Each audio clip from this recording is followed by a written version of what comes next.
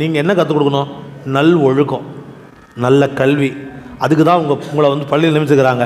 நீ பொட்டு வைக்காத, பூ வைக்காத, வளையல் போடாத, உருதிரம் கட்டாத, மணி போடாதன்னு சொல்கிறதுக்கு உங்களை இங்கே வைக்கல. உங்களால் கல்வி கற்றுக் கொடுக்க முடியலைன்னா அது உங்களுடைய குற்றம்.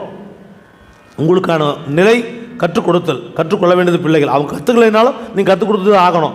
ஆனால் ஒழுக்க நெறியை கற்றுக் கொடுக்காம மாற்று விளக்கத்தை கற்றுக் கொடுத்தீங்கன்னா அது உங்கள் வாழ்க்கைக்கு வீணாக போயிடும். அதை பற்றி சொல்லாதீங்கன்னு சொன்ன பிறகு இன்றைக்கி பாப்பா கூட படிக்கக்கூடிய பள்ளியில் கிட்டத்தட்ட 70 பேர் உருதாக்கம் அணிஞ்சிருக்கிறாங்க. 70 பேர் உருதாக்கம் அணிஞ்சிருக்கிறாங்க அரசு பள்ளியில்.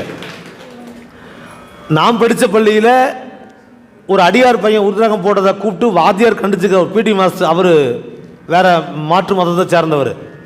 அந்த பையன் அவங்க அப்பாட்ட சொல்லி, அவங்க அப்பா எனக்கு தகவல் சொல்லி, நாங்கள் பள்ளியில் போய் எனக்கு ஆசிரியராக இருந்த ஆசிரியர் இடத்துல போய் அடியன்னு சொன்னேன்.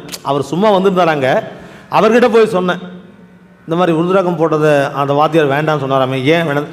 யாரும் சொல்லலையே. அப்படி இல்லை, அவர் சொன்னாரா கூப்பிடுங்க அப்படின்னா, இல்லை அது பிடி மாஸ்டர், அவர் விளையாடும்போது பசங்க பிடிச்சி இழுத்துருவாங்க, அதனால் ஆபத்து வந்துடும் அப்படின்னு சொல்லிக்கிறாங்க.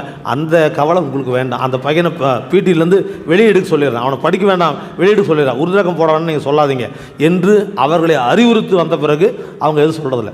சொன்னவர் வேற்று மதத்தவர், நம்ம மதத்தை சார்ந்தவங்க யாரும் சொல்லலை. அந்த ஆசிரியர்கள் எனக்கு ஆசிரியர் இருந்ததுனால நாங்கள் படித்த காலத்தில் எப்படி இருந்தோமோ அதை போல் இன்றைக்கி பள்ளி இல்லை.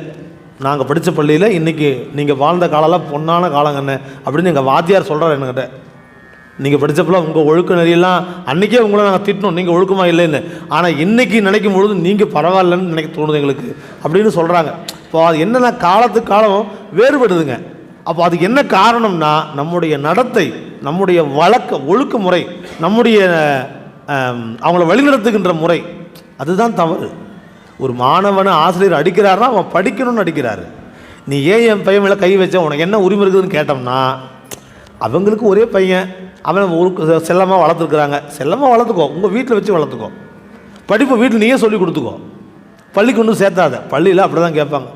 எங்கள் பிள்ளையை நான் பள்ளியில் விடும் பொழுது அப்படி தான் சொல்லிவிட்டேன், இந்த பிள்ளை படிக்கலைன்னா நீங்கள் அடிக்கலாம், நான் எந்த காரணத்தை வந்து கேட்க மாட்டேன்னு சொல்லி இன்றைக்கி வரைக்கும் என் பிள்ளைய யாரும் அடிக்கவும் இல்லை. அவன் நல்லா படிக்கிறான், அது சொல்லியிருக்கிறாங்க. அதாவது பள்ளி ஆசிரியர்களுக்கு என்ன வேலை, அந்த வேலையை அவங்க பார்க்கணும். அதை விட்டுட்டு மற்ற வேலையெல்லாம் பார்க்குறாங்க. அது நமக்கு ஏற்புடையதாக இல்லை. எனவே அந்தந்த நெறியில் இருக்கிறத பெற்றோர்கள் தான் முதல்ல வழி நடத்தணும். அவங்களுக்கு ஆசிரியர் ரெண்டாவது தான். உலக அறிவை தான் அவங்க சொல்லி தருவாங்க. நம்முடைய குடும்ப அறிவை நாம் தான் அவங்களுக்கு சொல்லி வளர்க்கணும். நீங்கள் இருக்கிறவங்கெல்லாம் அநேகமாக உங்களுக்கெல்லாம் பேரம் பேத்தி தான் அப்படி இருப்பாங்கன்னு நினைக்கிறேன். உங்கள் பிள்ளைங்களாம் அப்படி இருக்க மாட்டாங்க இல்லையா? அதனால் அதை வரைக்கும்